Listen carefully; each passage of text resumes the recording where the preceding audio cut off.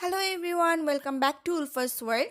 আজকের ভিডিওতে তোমাদের জন্য থাকছে একটা সিম্পল পায়ের জন্য বিউটি টিপস, যেটা কিনা তোমরা চাইলে রেগুলার ইউজ করতে পারো এবং এর ফলে তোমাদের পায়ের যে সানবার্ন হয়ে যায় সেটা চলে যাবে, রাফনেস চলে যাবে, পা একদম স্মুথ হয়ে যাবে এবং অনেক বেশি ব্রাইট দেখাবে।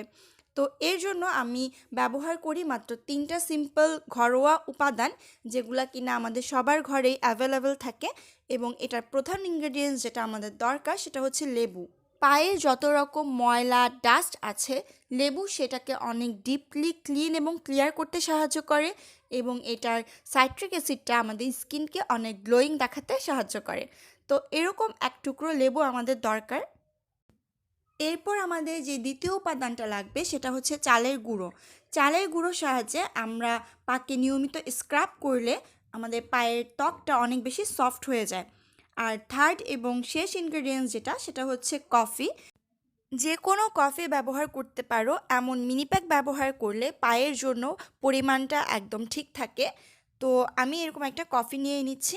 এবার আমাদের যেটা করতে হবে, লেবুর উপরে অল্প একটু চালের গুঁড়ো এবং কিছু পরিমাণ কফি পাউডার দিয়ে তারপর আমাদের পাকে ভালোভাবে মাসাজ করতে হবে। মাসাজ করার আগে পায়ের চামড়াকে সফট করার জন্য 5 মিনিট আমরা চাইলে কুসুম গরম পানিতে পাকে ভিজিয়ে রাখতে পারি।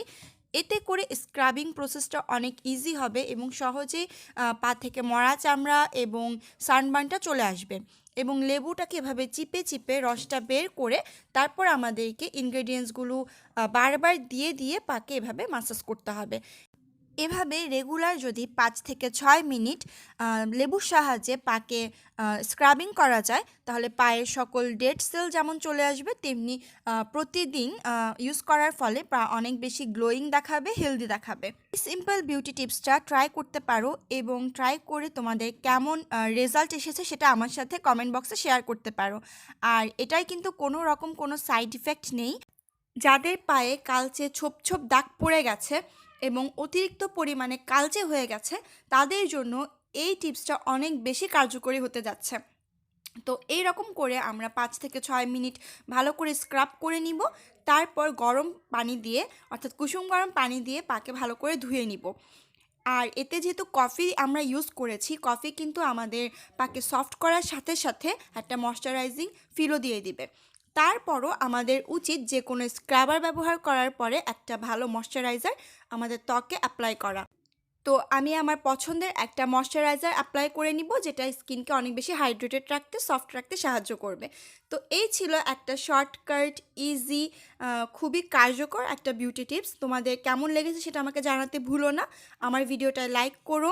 আর এমন আরও ইজি বিউটি টিপস পেতে উলফাসওয়ার্ল্ড চ্যানেলটা সাবস্ক্রাইব করে আমার চ্যানেলের সাথেই থেকো। সবাই খুব ভালো থেকো। আল্লাহ হাফেজ।